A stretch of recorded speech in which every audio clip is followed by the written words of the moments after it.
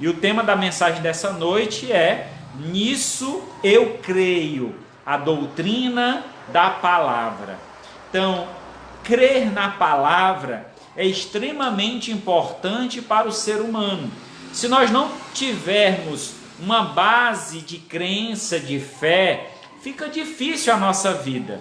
Todo ser humano, seja o rico, o pobre, seja aquele que mora na capital ou no interior, seja homem, mulher, todos sempre tem algo que eles seguem, algum ensinamento, seja esse ensinamento dos pais, dos avós, seja um ensinamento que ele tem aprendido nas ruas, como diz que a vida, né? A escola da vida é o mundo. Então muitos têm aprendido no mundo como viver, mas a Bíblia é o único manual deixado pelo Criador para que nós possamos ter uma vida perfeita, agradável aos olhos de Deus.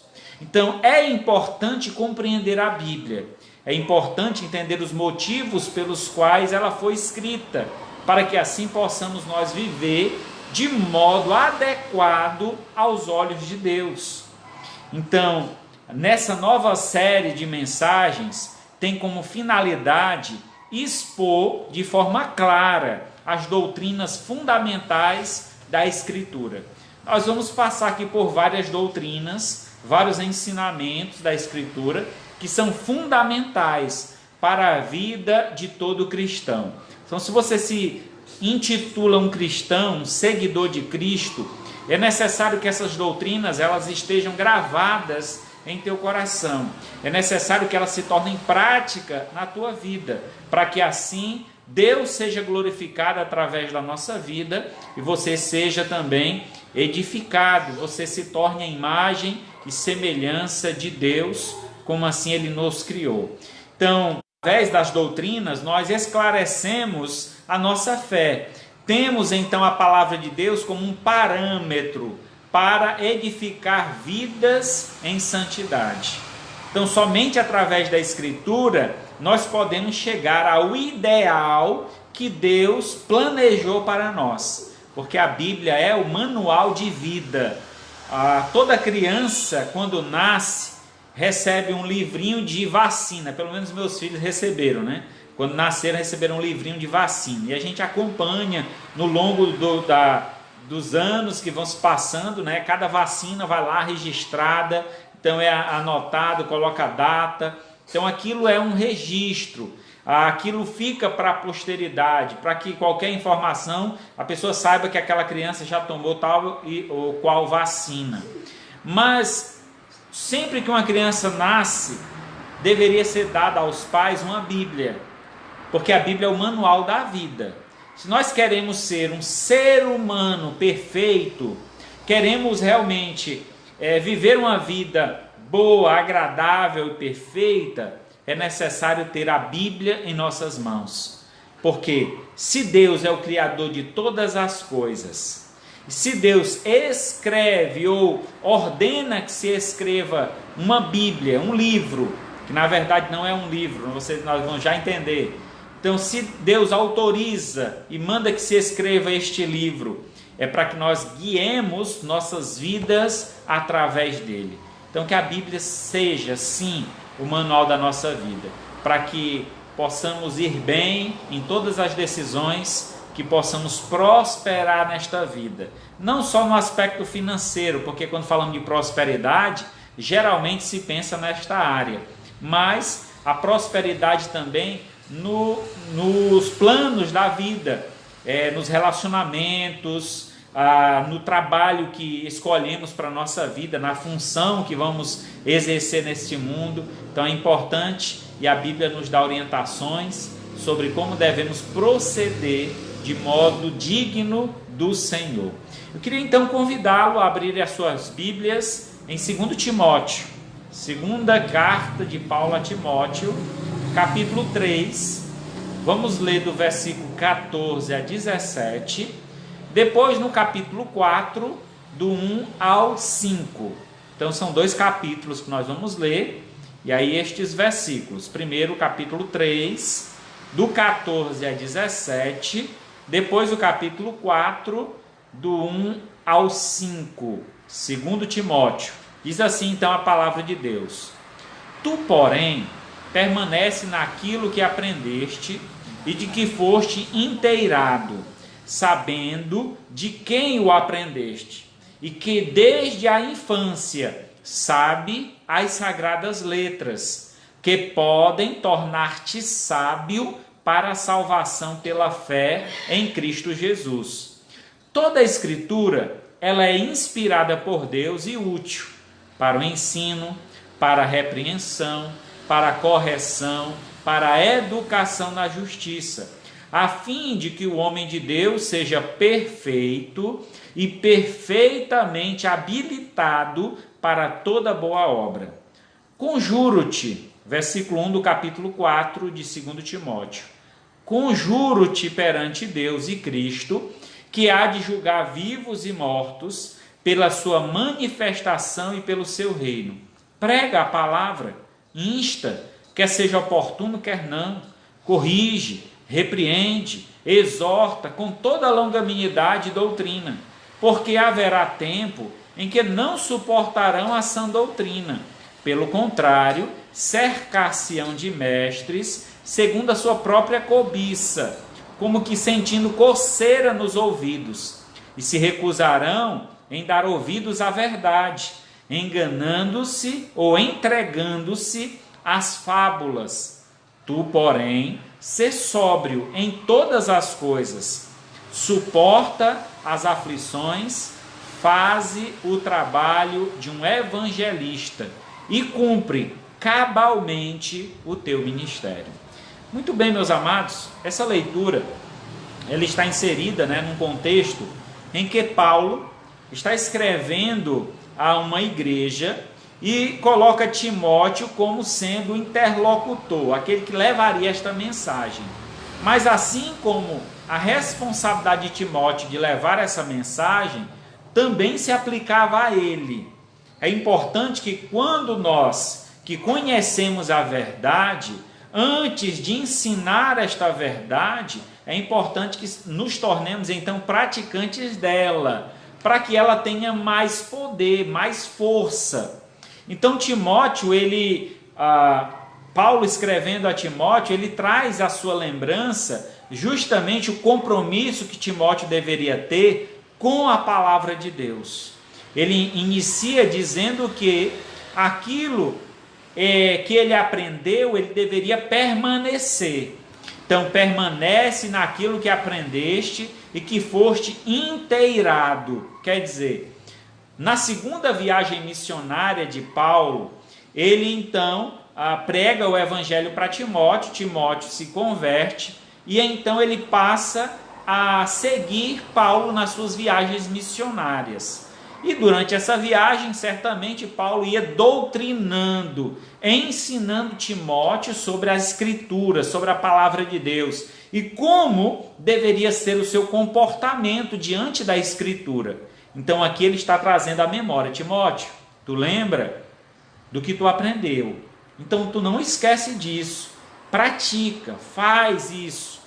E aí no verso 15 ele diz que desde a infância tu sabes as sagradas letras. Paulo ele elogia Timóteo porque a família dele era uma família que já vinha tendo contato com o evangelho. A sua avó foi a primeira, depois a sua mãe e então Timóteo.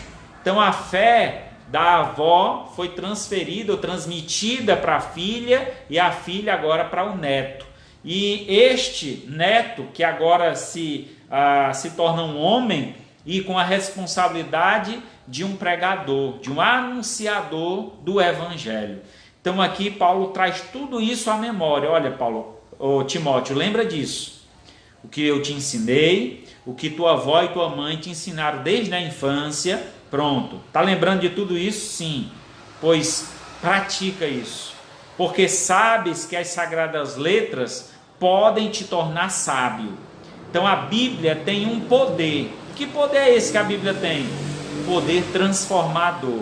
um poder de transformar um homem pecador em um homem santo. Ele tem o poder de moldar o nosso caráter, que as nossas atitudes são transformadas a partir do momento que conhecemos a verdade. A Bíblia diz: conhecereis a verdade vos libertará. E essa libertação vem através do conhecimento da Escritura e da prática. Não adianta eu ter o conhecimento e não praticar. É importante que aquilo que eu aprendo, eu coloco em prática no meu cotidiano, diariamente. Então ele faz essas colocações. Ele diz aqui no verso 16 que toda a Escritura é inspirada, quer dizer, todo o escrito que nós temos na Bíblia, ele foi dado por Deus. A palavra inspirar quer dizer soprar. A Bíblia é o sopro de Deus. Então tudo que está escrito neste livro é determinado por Deus, é dirigido por Deus, é soprado por Deus. Então assim, os escritores, aqueles que compuseram a Bíblia, tiveram auxílio direto do Senhor. O Senhor trouxe à memória deles os fatos, os conhecimentos, a revelação divina, para que ela fosse então assim transcrita e revelada a todo homem que busca o Senhor. E ela tem uma finalidade. A Bíblia existe uma finalidade, motivo pelo qual ela chega até nós, e é importante que nós a pratiquemos. E que finalidade é essa? Verso 17: a fim de que todo homem, de que o homem de Deus seja perfeito e perfeitamente habilitado para toda boa obra. Então, qual é a finalidade da Escritura? É a nossa perfeição. É nós chegarmos ao conhecimento da vontade de Deus e cumprir essa vontade. Qual é a vontade de Deus? Que todos nós sejamos como seu filho. Porque a Bíblia revela que Deus só tem um filho. Lá em João 3,16 diz que Deus amou o mundo de tal maneira que deu o seu Filho unigênito, quer dizer, único Filho, para que todo aquele que nele crê não pereça, mas tenha a vida eterna. E lá em João Atos 1,12, né, é dito então que aquele que crê no Senhor Jesus será feito filho de Deus. Então nós nos tornamos filhos de Deus quando cremos em Jesus como Filho de Deus. Então, crendo que Jesus é o Filho de Deus que veio a este mundo para dar a vida por nós, nós recebemos o direito de nos tornarmos filhos de Deus, filhos por adoção, porque até então somos criaturas de Deus, porque fomos criados por Deus, não somos filhos, nos tornamos através do ato de reconhecer Jesus como Filho de Deus. Então assim, tendo este conhecimento através da Escritura, nós vamos alcançando a perfeição. É claro que neste mundo, perfeito somente Jesus Cristo, porque ele não tem pecado. Mas nós podemos viver uma vida na busca desta perfeição, buscando a cada dia agir como Cristo, como se nós fôssemos Cristo. Se Cristo estivesse aqui, como ele agiria? Então é mais ou menos assim a ideia. Sempre que você for tomar uma atitude, sempre que você for tomar uma decisão muito séria na sua vida, coloque Jesus à frente. Peça que Jesus te dirija. Senhor, se fosse o Senhor, como o Senhor agiria? E certamente vai acontecer. E logo depois de entendermos a palavra, sabermos a importância, a sua finalidade, entendemos que há também um outro propósito. Além de ter uma finalidade que é a perfeição do homem para chegar à imagem e semelhança de Deus, nós temos também um propósito.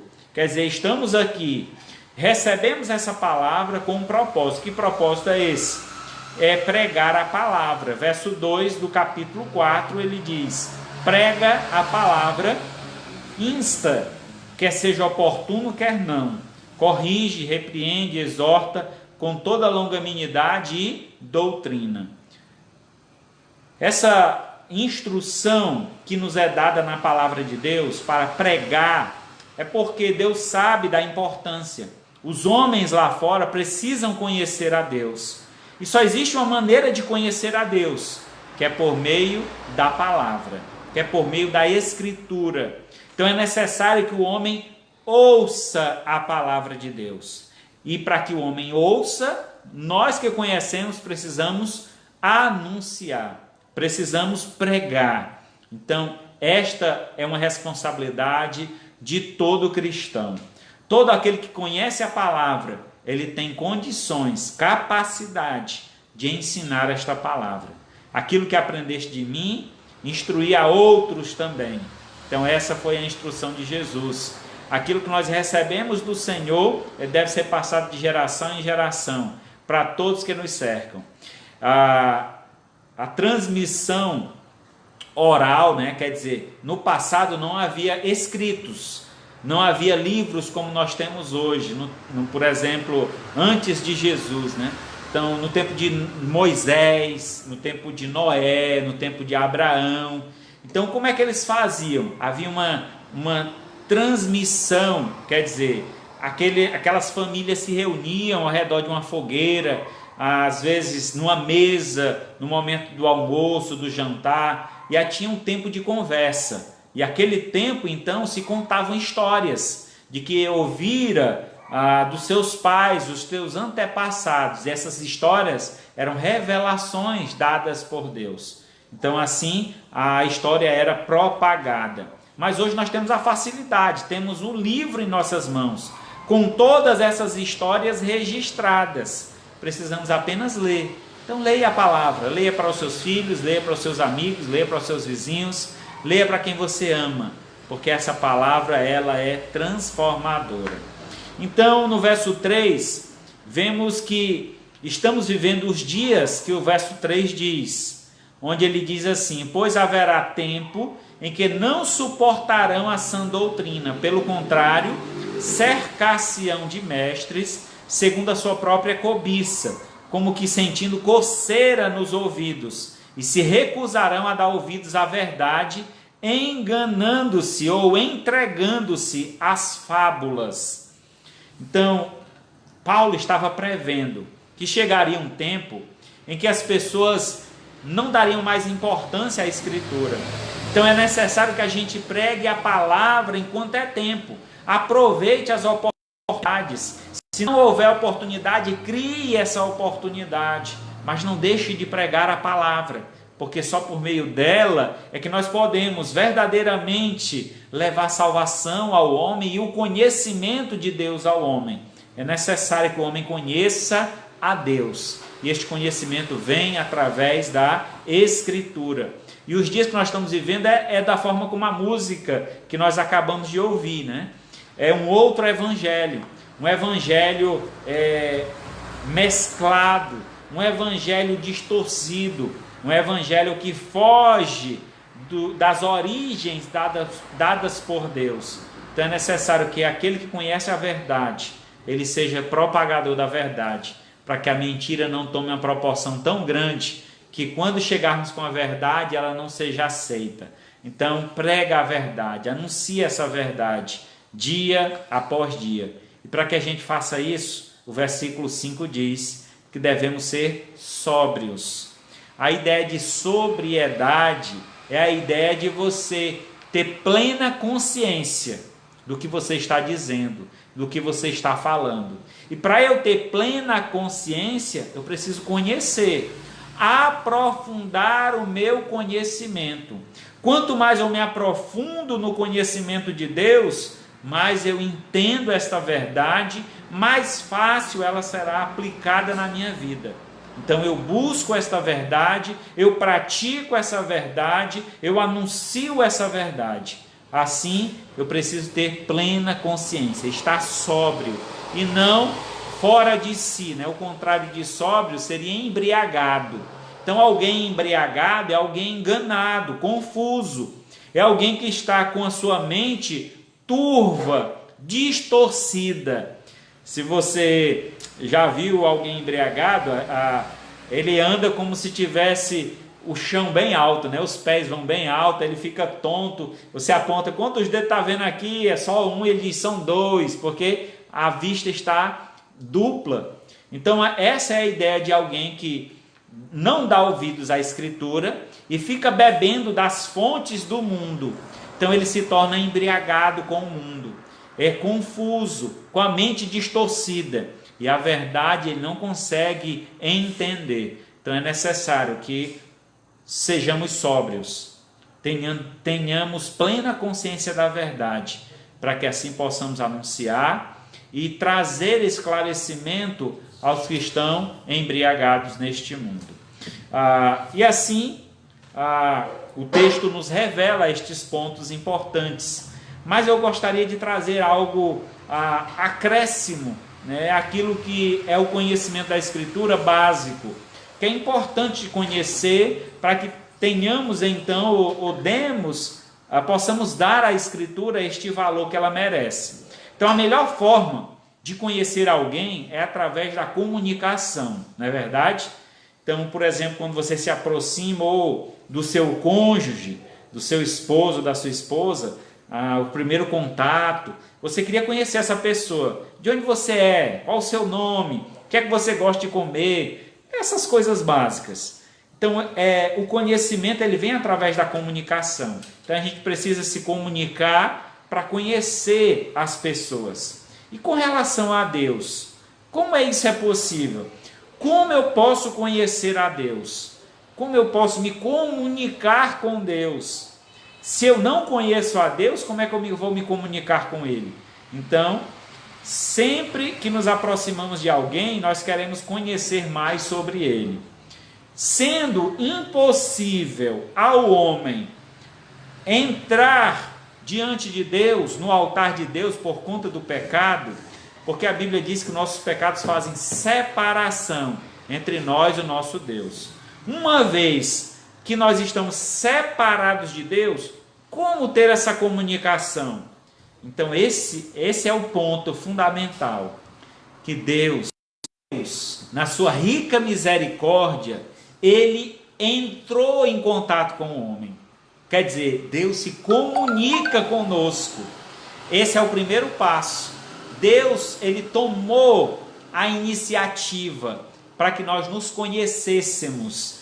Ele fez a parte dele, entrou em contato conosco. Assim, com relação a Deus, para conhecê-lo melhor, Ele mesmo se revelou a nós. Então, a Bíblia, ela é a revelação de Deus sobre quem Ele é e o que Ele faz. Você quer conhecer Deus? Você quer verdadeiramente saber a vontade de Deus? Então conheça a Escritura. Porque conhecendo a Bíblia, nós conhecemos quem é Deus e o que Ele faz para o ser humano, para nós. Então, qual é a sua vontade, qual a forma como Ele trabalha? Então, Ele se revelou a nós. É a auto-manifestação de Deus. Então, essa revelação, essa forma como Ele se manifesta, é chamada de revelação. Então, Ele se revelou a nós. Como não tinha como nós conhecermos a Deus, por conta da separação do pecado, Ele mesmo veio até nós, revelando-se a nós. E essa revelação, ela é apresentada através da Escritura de duas formas. Deus se revela a nós de duas formas. E quais são essas formas? A revelação geral, onde Ele se revela a todo homem, embaixo do céu. Aquele que está no lugar mais longínquo da terra, aquele que está no lugar mais alto, aquele que está no lugar mais baixo. Deus se revela a todos os homens. E que revelação é essa? O texto que nós lemos no Salmo 19, quando diz: os céus proclamam a glória de Deus e o firmamento anuncia as obras das suas mãos. Um dia discursa outro dia, uma noite revela conhecimento a outra noite. Não há linguagem, nem há palavras. No entanto, por toda a terra se faz ouvir a sua voz. Então, a revelação geral de Deus está aí na natureza. Quem olha para o céu sabe que existem as fases da lua, sabe que existe o tempo da chuva, o tempo do sol. Tudo isso é o quê? É a manifestação de Deus. Deus provando o seu poder, a sua existência. Então, nesse sentido, todo homem é indesculpável diante de Deus. Nenhum homem pode chegar diante de Deus e dizer: Senhor, eu nunca ouvi falar de ti, eu nunca te conheci. Aqui a Bíblia está dizendo que os céus proclamam a glória de Deus. Os céus estão anunciando todos os dias que Deus existe. E aí ele diz aqui, mesmo sem linguagem, mesmo sem palavras, até os confins do mundo se faz ouvir a sua voz. No entanto, por toda a terra se faz ouvir a sua voz. Sem falar palavra alguma, os céus estão proclamando a existência de Deus. É interessante isso, não é verdade? Porque se você observar, um índio, por exemplo, lá numa floresta muito distante, isolado da civilização, ele tem um tipo de adoração. Ele adora o Deus Sol, ele adora a Mãe Natureza. Essa é uma revelação de Deus. Ele entende que esses astros, que esse astro, que é a natureza, ela é um Deus porque fornece a eles o que eles precisam. Então eles têm um conhecimento, mas esse conhecimento ele não é suficiente para a salvação. Então, não sendo suficiente para a salvação, Deus então projetou, planejou um método mais eficaz para a salvação do homem. E esse método é justamente a revelação especial. Então, a primeira revelação de Deus é a revelação geral, quando Deus se revela a todos os homens. A segunda revelação é a revelação especial ou específica, onde Deus se revelou de modo audível, quer dizer, que todas as pessoas puderam ouvir ou ver, e Deus se revelou a pessoas específicas no decorrer da história. Quer dizer, Deus falou com Adão e Eva lá no jardim, Deus falou com Moisés no deserto através da sarça ardente, Deus falou com Abraão em sonho, em revelação, Deus falou através de muitos profetas do Antigo Testamento. Então Deus falava diretamente a estes homens.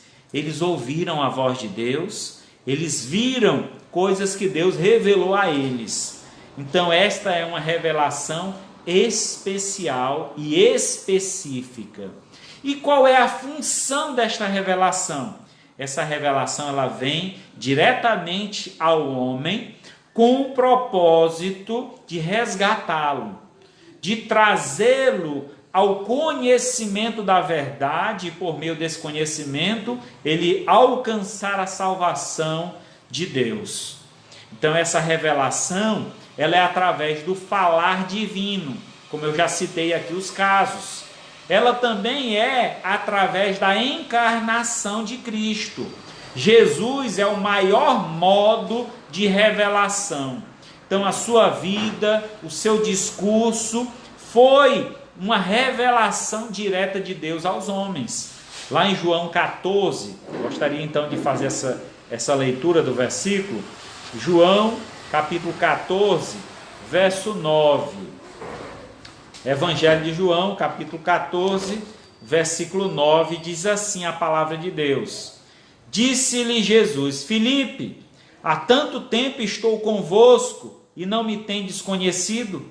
Quem vê a mim, vê o Pai. Como dizes tu, mostra-nos o Pai? Creres que eu estou no Pai e que o Pai está em mim? As palavras que eu vos digo, não digo de mim mesmo, mas o Pai que permanece em mim faz as obras. Crede que eu estou no Pai e que o Pai está em mim. Crede ao menos por causa das mesmas obras. Em verdade vos digo que Quem crê em mim fará as obras que eu faço, e outras maiores fará, porque eu vou para junto do Pai. Então Jesus Cristo foi arguído por um dos seus apóstolos, um dos seus discípulos, e aquele homem questionou: Senhor, mostra-nos o Pai. Ele disse que iria partir para junto do Pai. E ele disse: pois mostra-nos o Pai. E ele disse: mas eu estou com vocês tanto tempo, vocês ainda não conhecem o Pai? Quem vê a mim, vê o Pai. Então aqui, o momento em que Jesus revela a vontade de Deus. Aqui nesse momento, Jesus revela quem é Deus. Então, essa revelação é a clara revelação do Senhor, através do seu Filho. Jesus veio ao mundo para revelar a vontade de Deus. Quem vê Jesus, quem segue Jesus, vê o Pai e segue o Pai. Então esse é um modo de Deus se revelar a nós, de modo específico, na pessoa de Jesus. Mas também temos a Escritura, a Bíblia Sagrada, que é a revelação do Senhor aos seres humanos. Aí eu gostaria de ler em 2 Pedro, abra sua Bíblia, ela fica lá no finalzinho, antes de Apocalipse. 2 Pedro, capítulo 1, verso 18 a 21. 2 Pedro 1, 14, 18 a 21. 2 Pedro 1, 18 a 21 diz assim, então: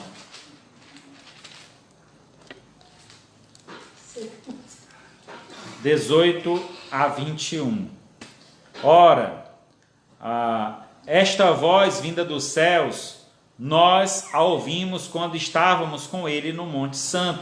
Temos assim tanto mais confirmada a palavra profética, que fazeis bem em atendê-la, como a uma candeia que brilha em lugar tenebroso, até que o dia clareie e a estrela da alva nasça em nosso coração, sabendo primeiramente isso, que nenhuma profecia da Escritura provém de particular elucidação, porque nunca jamais qualquer profeta foi dado por vontade, qualquer profecia foi dada por vontade humana. Entretanto, homens santos falaram da parte de Deus, movidos pelo Espírito Santo.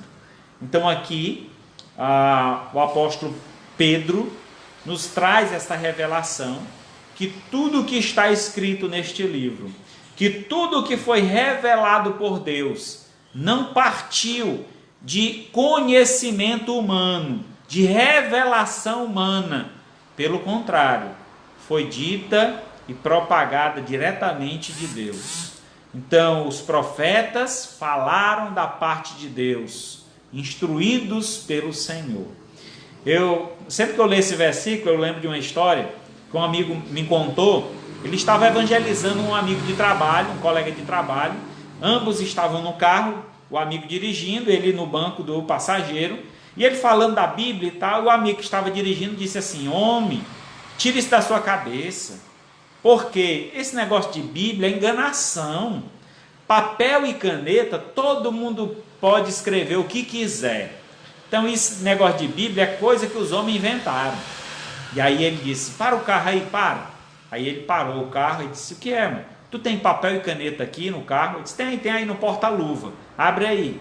Aí ele abriu, tirou um caderno e uma caneta. E ele disse assim: vamos escrever uma Bíblia agora?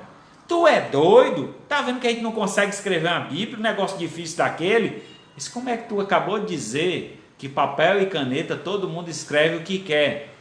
Olha, a Bíblia é um livro diferente. A Bíblia é um livro especial.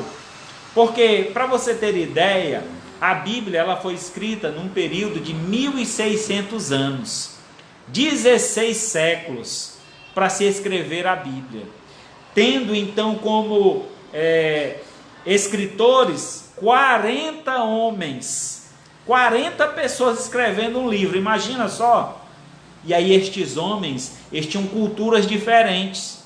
Um era rei, o outro era estadista, um outro era pescador, o outro era pastor de ovelhas. Imagina, culturas diferentes, povos diferentes, mas todos estes se uniram com um propósito de transmitir a palavra de Deus. Deus soprando a eles a palavra e eles compondo esta escritura. Então isso é divino, isso é maravilhoso. Não existe outro livro igual neste mundo. A Bíblia é um livro especial, muito especial. Então precisamos crer mais na escritura e valorizá-la. Então aqui nós vemos a revelação desta escritura, sendo de modo geral a todos os homens por meio da natureza e de modo específico através do falar divino, quando Deus falou aos homens, através da encarnação de Cristo e por meio da própria escritura do livro que nós temos hoje em nossas mãos. Havia uma necessidade de Deus em se comunicar com o homem. Que necessidade foi essa? Primeiro, a finitude do homem e a infinitude de Deus. Nós somos finitos, nós somos limitados como seres humanos, mas Deus é um ser infinito, superior. Então, muitas vezes, nós não temos, a nossa mente não é capaz de entender a grandeza de Deus. Então, Deus, quando se revela ao homem, ele faz de um modo tão magnífico que ele usa a linguagem humana, que ele usa uma linguagem própria, fácil ou facilitada para o nosso entendimento. O Novo Testamento, para vocês terem ideia, o Novo Testamento ele foi escrito em uma língua chamada grego koiné. Grego koiné é a língua que foi escrito o Novo Testamento. Naquela época em que foi escrito, essa língua ela dominava o mundo antigo, através de um comandante, Alexandre o Grande. Ele conseguiu conquistar a terra antiga, e nesse período, onde as terras que ele conquistava, ele instituía a língua grega. Então, todas as terras conquistadas por Alexandre o Grande, a língua grega se tornou a língua oficial. Então, era uma língua que era conhecida de várias nações. Sendo assim, a Bíblia foi escrita nesta língua. Mas não porque ela era uma língua que estava sendo conhecida de todas as nações, mas a forma pela qual essa língua foi construída. Essa é uma língua tão maravilhosa, o grego koiné é uma língua tão especial, porque havia uma palavra específica para cada expressão. Quando Deus queria falar algo na língua grega, usava-se uma palavra específica para aquilo. Por exemplo, a palavra amor. Nós temos a palavra ágape, que é o amor sacrificial.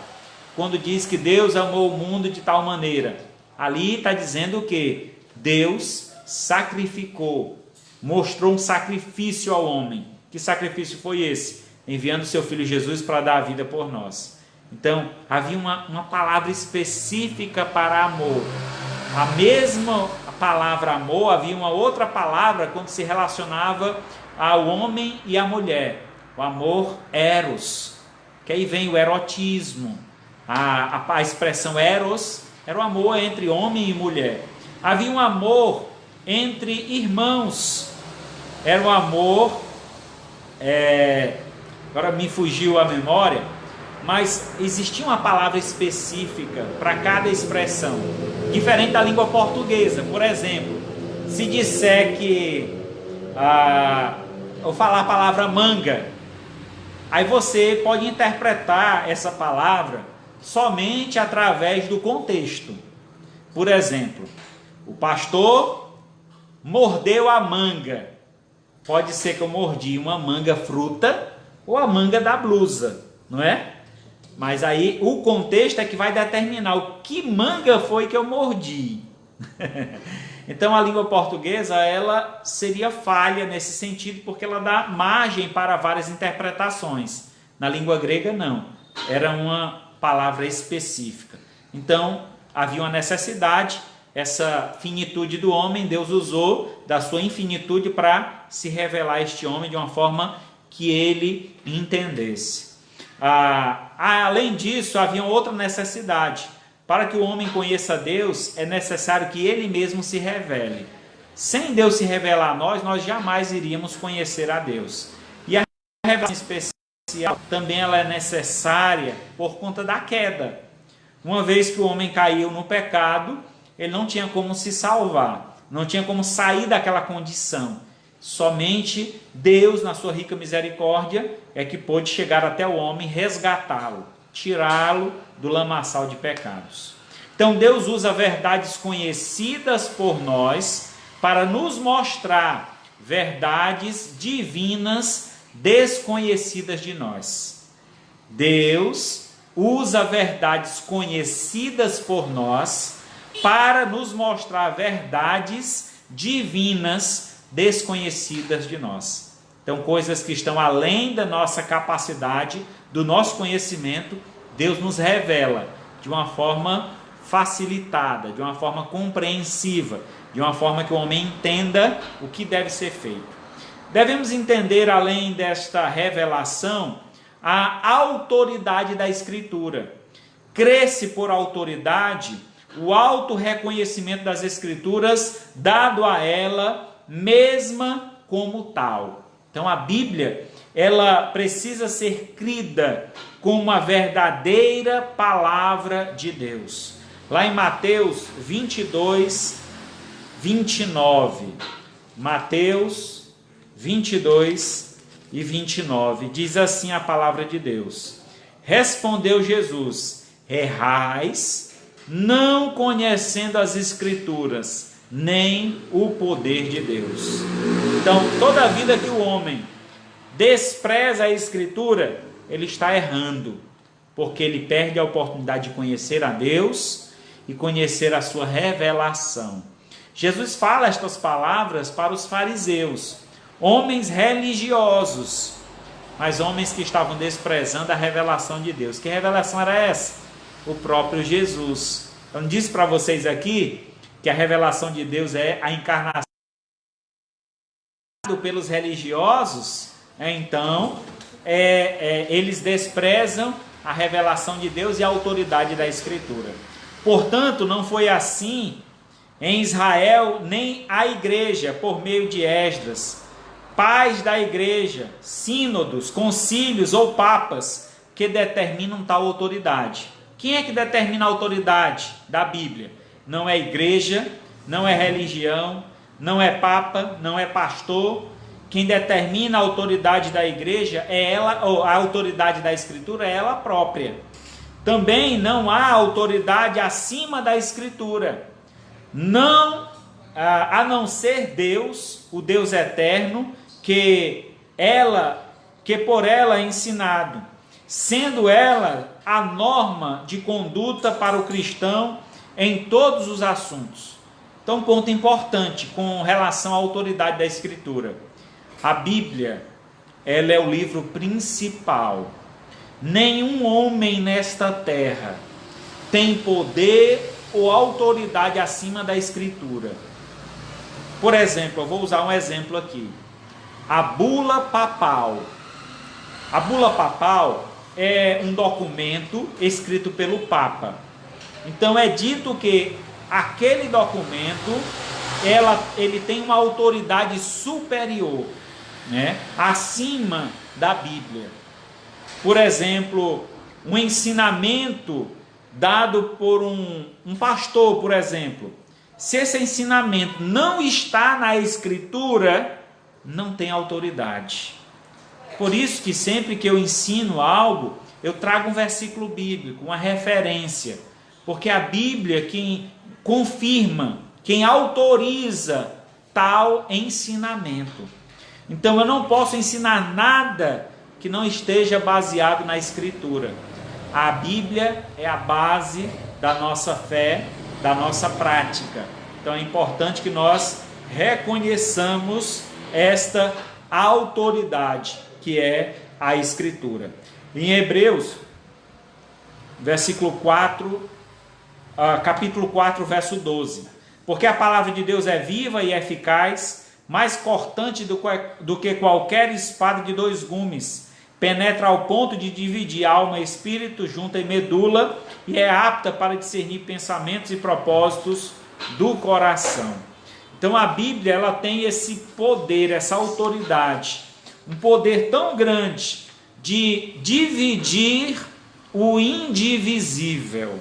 Essa é a ideia que o texto nos apresenta em Hebreus. Ela tem poder de dividir aquilo que não se divide. Não se divide alma e espírito. Não se divide juntas e medulas. Então, ele tem um poder extremo, máximo. E esse poder está na sua palavra. A indestrutibilidade da Bíblia e a preservação é outro ponto importante. Nós devemos crer que a Bíblia não pode ser destruída. Isso é conhecido pela história e pelo que a Escritura testificam. Então, em Mateus 24:35 é dito: passará o céu e a terra, porém as minhas palavras não passarão. Havia um filósofo antigo que dizia que a Bíblia, dentro de 50 anos, ela seria completamente destruída. 50 anos depois, aquele filósofo morre, e a casa daquele filósofo, porque ele tinha uma gráfica na sua casa, se tornou uma gráfica da Escritura. Passou a imprimir Bíblias e espalhada pelo mundo inteiro. Então aquele homem que imaginou um dia destruir a Bíblia, ao invés disso, a sua casa se tornou uma casa de impressão das Escrituras. Então é impossível se destruir a Bíblia. Muitos reis tentaram, muitos homens poderosos tentaram destruir a Bíblia. No entanto, ela está aqui em nossas mãos, traduzida em nossa língua. Louvado seja Deus por isso. Então, sem a indestrutibilidade da Bíblia, não haveria preservação. E esta é a obra de Deus para o seu povo. Deus preserva a Escritura.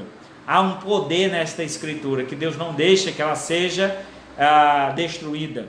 Em 1 Pedro 1, 22 e 25, tendo purificado a vossa alma pela vossa obediência à verdade, tendo em vista o amor fraternal não fingido, amai-vos de coração uns aos outros ardentemente, pois fostes regenerados, não de semente corruptível, mas de incorruptível, mediante a palavra de Deus, a qual é viva e é permanente.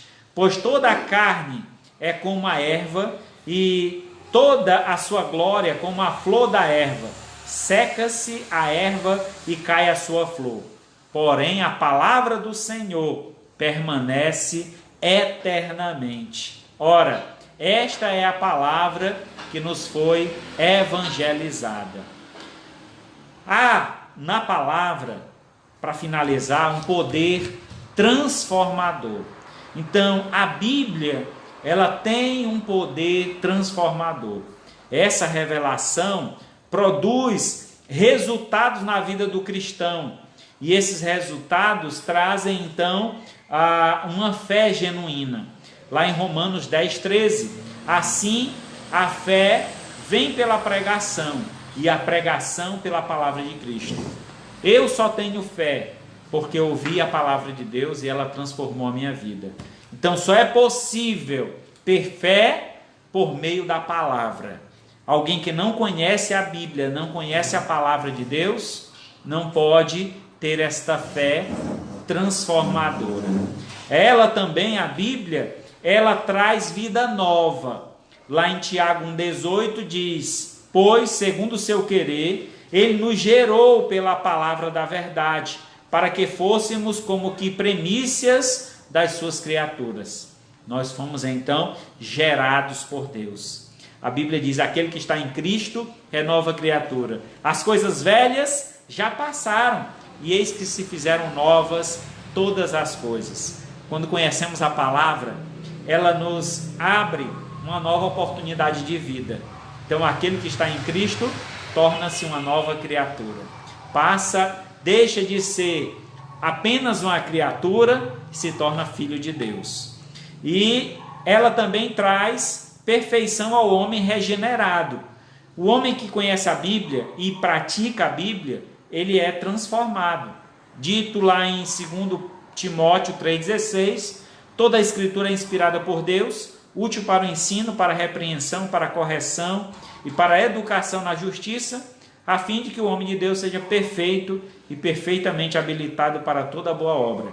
Então nós nos aperfeiçoamos através da Bíblia, nos tornamos pessoas melhores através da Bíblia. Há uma crítica que se faz aos evangélicos. É dito assim: todo crente é um ex-alguma coisa. Um ex-ladrão, um ex-traficante, um ex-viciado, uma ex-prostituta. E o que eu digo para você é: louvado seja Deus por isso. Porque esse é o poder da Bíblia, é o poder da palavra, é o poder transformador. Uma vez que conhecemos a verdade nos liberta. Então, quando conhecemos a Bíblia, não tem como continuar do mesmo jeito. Ela é transformadora em nossa vida. E por fim, finalizando, ela traz discernimento espiritual. Lá em Hebreus 4:12.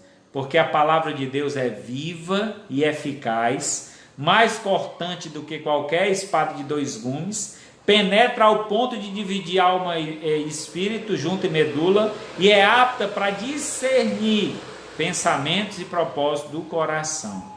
Então, meus amados irmãos, tenhamos plena consciência da importância da Bíblia. Se você tem uma Bíblia em casa, não deixe apenas essa Bíblia aberta em cima de um estante, de um armário, de uma mesa, pegando poeira. Porque Bíblia não é amuleto. Bíblia é manual. Manual deve ser lido e praticado. Então, se você tem uma Bíblia em casa, leia. Leia a sua Bíblia. Pratique o que a Bíblia nos ensina. E aí, você conhecendo a verdade, você será transformado pelo poder revelador desta verdade. Amém? Louvado seja Deus por isso. Vamos orar e agradecer ao Senhor. Maravilhoso Deus, Pai Santo, Deus querido, muito obrigado, Senhor, por se importar conosco e trazer então, ó Pai, aproximar-se de nós por meio desta revelação especial. Revelação esta, ó Pai, que nos alcançou, transformando nossas vidas. Te pedimos nesta noite, ó Pai, que esta palavra, assim como me alcançou, possa alcançar muitas outras pessoas. Todos aqueles que ouvirem esta mensagem sejam alcançadas pelo poder da Tua palavra e por meio dela sejam transformados em novas criaturas, em verdadeiros filhos de Deus. Se tem alguém aqui dentre nós, ó Pai, ouvindo esta mensagem, que ainda não fez uma confissão de fé, que nesse momento dobre o seu joelho, entregue a sua vida a Jesus, se tornando então uma nova criatura. Pai querido, muito obrigado por esta palavra edificadora. Nos ajuda, Senhor, no decorrer desses estudos que nós vamos ter daqui por diante, que nós possamos estudar cada assunto de uma forma clara, objetiva, e que seja, Senhor, edificador para as nossas vidas, como também seja, Senhor, esclarecedor para aqueles que têm dúvidas sobre os determinados assuntos que serão tratados. Abençoa, Senhor, o teu povo, que a graça do Senhor Jesus, o amor de Deus, o nosso Pai, a comunhão e a consolação do Espírito Santo seja com todos nós, o povo de Deus, hoje e para todo sempre. Amém. Graças a Deus por isso.